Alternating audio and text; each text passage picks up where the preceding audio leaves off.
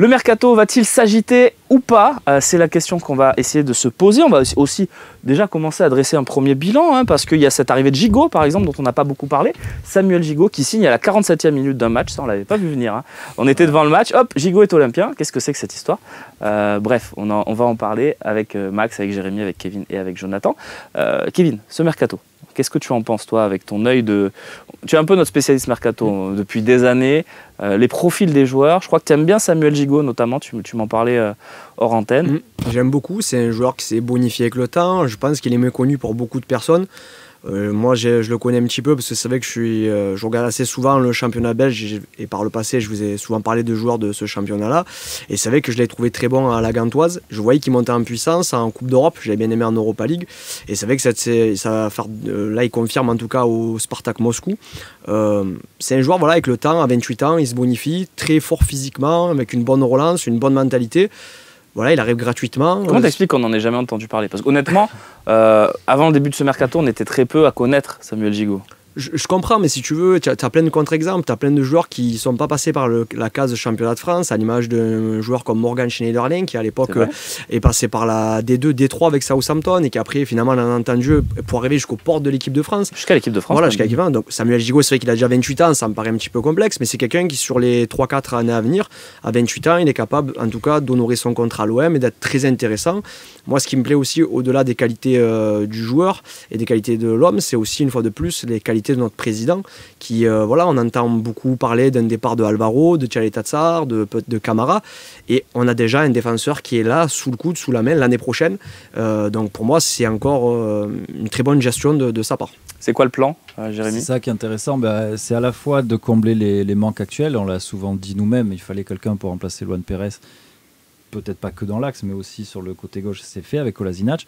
Il fallait quelqu'un pour régler le problème d'inefficacité de Bakambu. Je suis allé trop vite. Bamba Dieng. D'Enrique et de Bamba Dieng de temps en temps. Et de Conrad. Aussi de Conrad.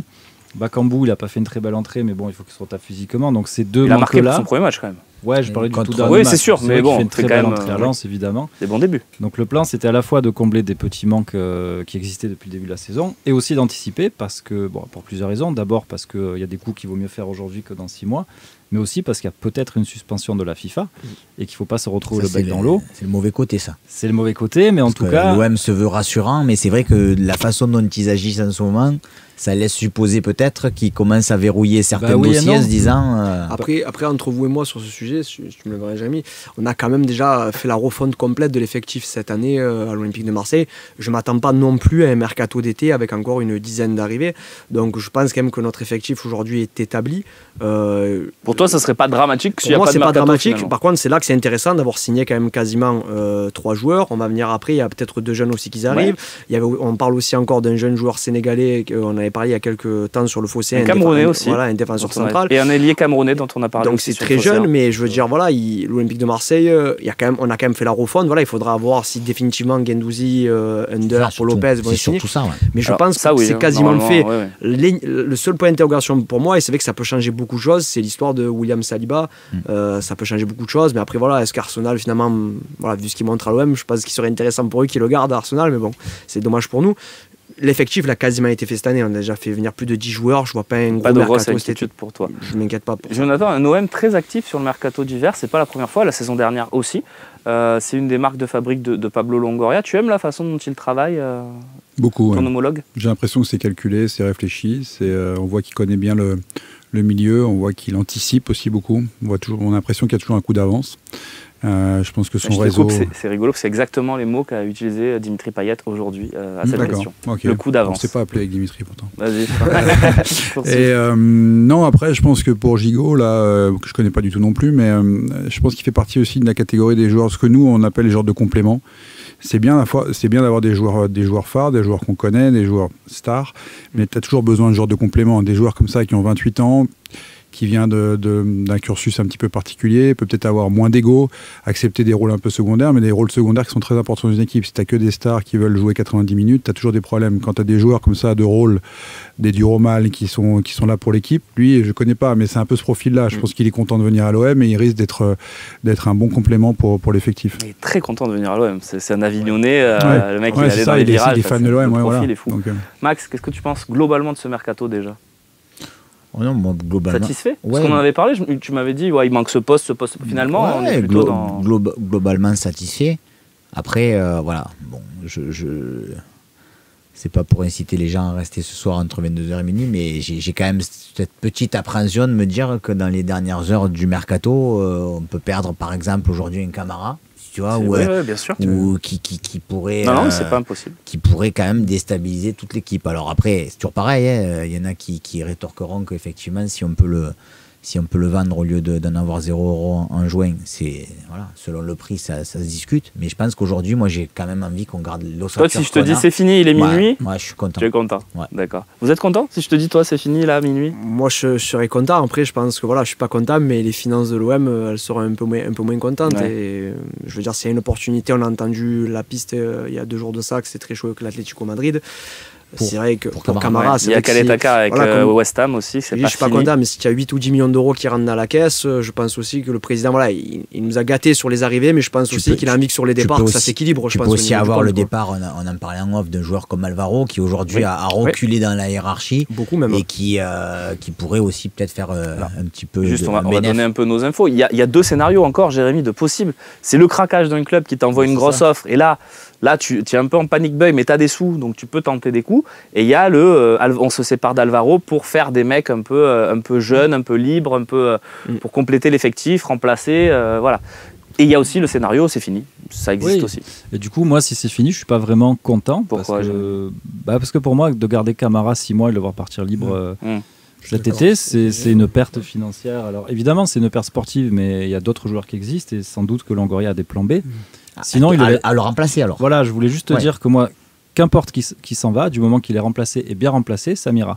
Ouais, mais c'est que le problème, c'est que quand ça arrive vraiment, tu sais comment ça se passe dans les dernières heures du mercato, si ça se décide pour Camara à 23h30, derrière on te dira oui, mais on n'a pas eu le temps de se retourner, on a eu l'offre, il fallait le vendre. Vas-y, Jonathan. Non, moi je l'ai dit la dernière fois, voir un joueur partir dans le monde du foot aujourd'hui avec tout ce que représentent les transferts, la manne financière, le modèle économique des clubs de foot lié beaucoup au transfert, voir partir un joueur de cette valeur gratuit, pour moi là pour le coup c'est un échec. Je parle pas juste pour l'OM, mais moi ça m'avait... Il n'y a pas que l'OM qui s'arrête. Ouais, non, mais bien sûr, c'est pour ça, c'est pas pour critiquer spécialement l'OM, mais de manière générale, quand t'as un mec, ça veut dire que là pour le coup t'as pas anticipé ou que t'as pas pu avoir les leviers pour éviter, et là avoir un joueur comme ça partir pour 0, là pour le coup, après c'est pas si c'est pour le vendre pour 1 million ou 2 millions, non, voilà. Si c'est pour 8, moi je...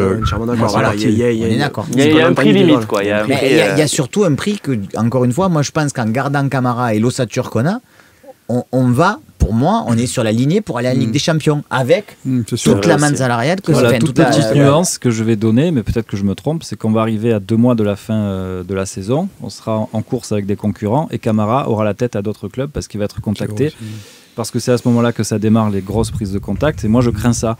Mais c'est une crainte, t'as raison. Je veux pas un Camara qui était déjà un peu déstabilisé il y a quelques semaines, il s'est bien repris, mais je trouve que mentalement il était un peu ailleurs. J'ai très peur qu'à 2 mois de la fin de la saison, on va encore avoir des gros objectifs qui soient un peu... voilà. Tout est vrai. C'est très vrai. Et après, il a aussi montré par séquence, notamment dans ce mois de janvier, qu'il était quand même ultra focus sur le terrain. Donc on verra. Ça dépendra du bonhomme. Je pense que l'ambiance du groupe aujourd'hui fait que lui restera concentré et ils seront tous tournés vers le même objectif de se qualifier en Ligue des Champions. Kevin Kribisch, parle-moi de ce Bartug Elmaz. Bartug Ouais, je sais pas comment on le dit vraiment dans la gamme, mais ouais, je dirais Bartug Elmaz. Écoute, c'est un 6, on va dire, moi j'aime bien ce mot-là pour les connaisseurs, un peu régista, c'est-à-dire c'est un 6 très technique de la défense, qui est très bon dans la relance, avec un volume physique très intéressant pour son âge. C'est pour ça qu'il a été un petit peu surclassé déjà avec l'équipe première, parce que c'est moins de 19 ans. Après, c'est toujours pareil, voilà, la marche elle peut être haute. Moi, je pense qu'il arrive dans un cadre de post-formation. Moi, je pense qu'il arrive. Post-formation, d'accord. Moi, je pense qu'il arrive un peu comme un profil qu'avait Zambo Anguissa à l'époque, dans un post-formation ou Taiwo. C'est-à-dire, mais peut-être qu'il n'ira pas par la réserve, il sera directement avec le groupe professionnel. Mais je pense que dans un premier temps, c'est pas pour en faire le remplaçant de Camara, par exemple, comme on parle, qui s'est installé depuis 4 ans à l'OM. Il va falloir lui laisser un peu de temps. Je pense qu'il y aura d'autres joueurs dans la hiérarchie actuellement. De ce que tu en as vu, qu'est-ce que tu ressors comme qualité ? Moi, je trouvais ces joueurs très techniques avec une belle vision du jeu. Après, comme je dis, j'ai malheureusement, j'ai pas pu voir une vingtaine de matchs. 2-3 matchs, quoi. Voilà. Le problème, c'est que, mais sur ce que j'ai vu, c'est clair que tu sentais que par rapport à un gars de 19 ans, il avait ce potentiel-là de se dire, lui, il restera pas dans une catégorie de jeunes, il passera le pas pour le professionnel. Et ça s'est passé à Galatasaray. Après, voilà, c'est une histoire de contrat et Marseille a flairé le bon coup. Tant mieux. Fin de contrat, il nous rejoindra vraisemblablement, parce que c'est pas officiel encore, hein, mais en fin de saison en juin. Et le deuxième profil. Galatasaray, il joue pas? Non, il a joué 2 matchs pro depuis le début de sa carrière. Mais il est rentré contre nous en Europa League. Son premier match européen, c'est contre nous. Il y a une histoire quand même. Et le deuxième, tu le connais pas, du coup. On va quand même parler de la stratégie. Emran Soglo, 16 ans. On va aller chercher un mec de 16 ans en Angleterre. Ouais. Ça veut dire quoi, Max? C'est que nos joueurs du centre de formation, ils sont pas bons? Ça fait quand même quelques semaines, quelques mois, quelques années qu'on parle du centre de formation en disant... Qui on a sorti réellement. Et on cite toujours les mêmes noms. On démarre avec Nasri et c'est André Ayou et tu finis à Camara. Ouais, Jordan Ayou et Camara. Voilà. On va dire qu'ils ont réussi à aussi. Donc voilà. Non mais tu t'imagines quand même. Ça fait pas Capérin aussi. Quand 10-15 ans, tu cites 4-5 noms. Là où d'autres clubs que l'on déteste tous en cite 20 ou 30. Donc, mais entre-temps, tu as eu des belles réussites sur le post-formation à l'image de Taitao ou Zambo Anguissa. Et c'est vrai que je me rappelle de Pape Diouf, paix à son âme, qui à l'époque disait, lui, en tout cas, je ne dis pas qu'il avait raison, mais sur sa façon de voir les choses, il trouvait que c'était très compliqué d'avoir une vraie formation olympique de Marseille, qu'il était plus dans la post-formation, c'est-à-dire de trouver des joueurs internationaux, mais de 18-20 ans. Et qui en fait, en l'espace d'un an, sont capables, comme Bamba Dieng, ce qu'il est en train de faire aujourd'hui, sont capables de directement passer le cap et s'installer dans les 15-16 de l'OM, voire après plus, voire le 11. Et quand tu démarres à 10 ans, 11 ans, 12 ans au centre de formation, le chemin il est très long et souvent, il y en a, ils sont forts à 10 ans et plus à 16 ans et tu les perds. C'est le cas de ce joueur. Ouais, après, il y a des échecs aussi. Jérémy Tongia, Ghebreyesus, on n'en a pas trop entendu parler. C'est pas un échec, Ghebreyesus. C'est pas encore un échec. Il est encore très jeune, il n'a que 17 ans, c'est ça. Donc ça m'étonne pas qu'on ne l'ait pas vu. Tongia, je suis un peu plus circonspect parce que. Il a quel âge du coup? Tonja, il a 19, 20, je ne sais pas bêtise. Il a eu 20 maintenant, en tout cas, qu'il a signé de avoir 19. Parce que tous les journalistes italiens suiveurs de son ancien club avec qui j'avais parlé m'ont dit c'est un petit crack. Et de jamais l'avoir vu avec les pros en match officiel, ça m'a. Même en réserve, il n'est pas. Même en réserve, ça se passe pas très bien. J'ai aucune explication avec ça. La stratégie d'aller chercher des jeunes déjà formés dans un autre club, c'est quelque chose qu'on voit beaucoup dans ton sport aussi, dans le hockey sur glace. Pour les grosses cylindrées, je parle. Je pense que c'est quelque part normal quand des joueurs, on va dire, en fin de formation intègrent des plus gros clubs. Maintenant, moi, j'ai un peu de mal à comprendre pourquoi et comment c'est possible qu'une institution comme l'OM qui rayonne sur toute une région n'arrive pas à produire plus de talents, peut-être pas marseillais, mais de PACA en tout cas, parce qu'il y a tellement de jeunes qui jouent au foot. Bien sûr, on va même en chercher en région parisienne. Il y a tellement de jeunes qui jouent au foot et qui aiment l'OM. Alors bien sûr, il y a de la casse. Quand tu pars avec 1000 gamins, tu en as peut-être un qui va arriver. Je ne connais pas les stats, mais je trouve que, et c'est d'autant plus, ça m'interroge d'autant plus que même d'un point de vue financier, il y a un intérêt pour les clubs à investir massivement en centre de formation, puisque c'est ça qui produit ta rentabilité future. Mais force est de constater que ça n'a pas été la stratégie de l'OM depuis, comme tu disais Max, depuis des semaines, des mois, des années. Mais Monaco l'a fait. Il y a des clubs qui l'ont quand même Rennes est très fort là-dessus. Auxerre à une époque, évidemment. Moi j'ai ma petite idée, après je dis pas que c'est moi qui ai raison, j'ai ma petite idée parce que ça fait des années qu'on en parle ce truc-là et au-delà des qualités techniques pour pouvoir jouer au football, c'est très important les qualités techniques, je trouve qu'athlétiquement, nos joueurs ne sont pas prêts pour un niveau professionnel. Et c'est une grosse problématique là où, par exemple, récemment, on a parlé d'un défenseur du Havre, Isaac Touré. Oui. Alors, heureusement que tout le monde ne fait pas 2m05, attention, il est très grand, il a une taille de basketteur. Mais il faut comprendre quand même qu'aujourd'hui, dans le football de haut niveau, ou dans n'importe quel sport de haut niveau, il te faut des qualités athlétiques, qu'elles soient d'un point de vue visuel et physique, c'est vrai, mais surtout d'être capable de répéter les efforts, c'est deux choses qui rentrent en compte. Et moi, des clubs comme par exemple Salzbourg ou Leipzig, si tu veux, quand tu vois les jeunes joueurs de 18-19 ans qui jouent dans leur club, des Karim Adeyemi ou autres, ce sont des joueurs qui sont capables de tenir la dragée haute à des footballeurs professionnels de haut niveau. Et au-delà des comédiens, voilà, d'avoir un QI football, bien sûr, il faut savoir jouer au foot, il te faut des qualités athlétiques. Et quand je vois les joueurs de l'OM, c'est ça qui est très problématique. Parce que c'est ce qui est le plus facile à travailler. On est entièrement d'accord. L'IQ, comme nous on appelle ça le hockey IQ, c'est la même chose. J'imagine en plus dans le hockey. C'est le truc quelque part que tu n'arrives pas à... Tu l'as ou tu l'as pas finalement. Bien tu sûr. peux un petit peu l'améliorer, mais c'est quelque chose que tu as en toi. Et le physique, c'est ce qui est le plus simple à travailler. Comment ça se fait que sur une formation s'y mettent pas? Je suis entièrement d'accord avec toi et j'incite tout le monde à regarder ce qui se fait au meilleur niveau à Lyon. les meilleurs joueurs de Lyon, quand ils rentrent en jeu, physiquement, comme ils sont racés et capables de jouer en Ligue 1, et nos joueurs, on a toujours l'impression qu'ils ont 15 ans. Lyon, c'est un peu moins vrai quand même depuis quelques saisons. Ils se sont calmés, mais ils l'ont fait quand même pendant des années où Karim Benzema rentre en jeu, ils étaient déjà rompus au football. Et c'est pas que des qualités de footballeurs, là ils sont toujours bons là-dessus sur les défenseurs, là, Diomandé, Loukeba, on les verra sûrement demain. C'est des joueurs attablés. Est-ce qu'il n'y a pas des qualités mentales aussi qui manquent c'est possible aussi. Pas aux Marseillais, parce qu'on va pas dire qu'on n'a pas de mental, mais j'ai aussi l'impression que très vite on peut se croire arrivé parce qu'on baigne dans un milieu qui est marseillais, qui est un peu exubérant, parce qu'on se voit star, parce qu'on aime ce club à la folie. Peut-être que quand on est formé au Havre ou à Auxerre, on est un peu moins attaché. J'ai un peu l'impression qu'il y a un mental. Mais il y a les partenariats qui ont été établis avec les différents clubs de Next Generation. Voilà, qui n'existaient pas avant. Parce que, moi, pour remonter un petit peu en arrière à mon époque, les joueurs qui étaient vraiment les tops, c'était pas l'OM. Hein. Il fallait surtout pas aller à l'OM, parce qu'on savait qu'à l'OM... Donc Zidane, il a jamais joué à l'OM.